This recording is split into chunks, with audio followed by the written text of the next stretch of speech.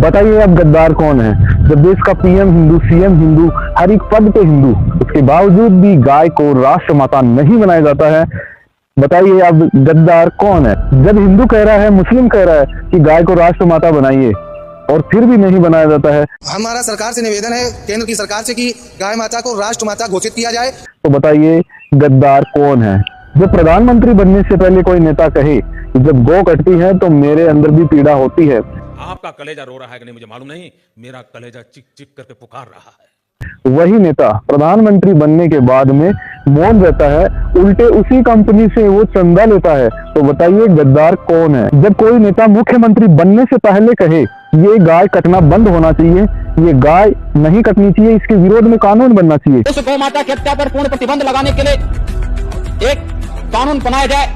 वही नेता मुख्यमंत्री बनने के बाद कहे कि गाय के लिए कानून बनना कोई जरूरी नहीं है, इसके लिए किसी भी प्रमाण की आवश्यकता नहीं है।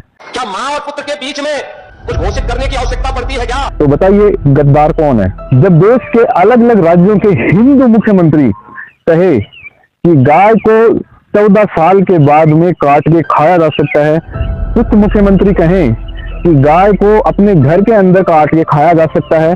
ये गोमांस खाते हैं, हम मना तो नहीं कर रहा हूँ, हम एक ही बात बोला, घर का अंदर खाओ।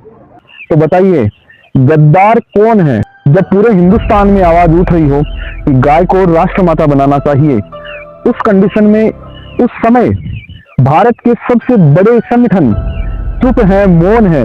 तो बताइए गद्दार कौन है? जब बड़े बड़े हिंदू मुख्यमंत्री अपने ही राज्य में सबसे ज्यादा बुचर खाने खुलवा रहे हो, देश के अंदर सबसे ज्यादा गौ मांस बिकवा रहे हो, देश से बाहर निर्यात कर रहे हो, तब बताइए गद्दार कौन है?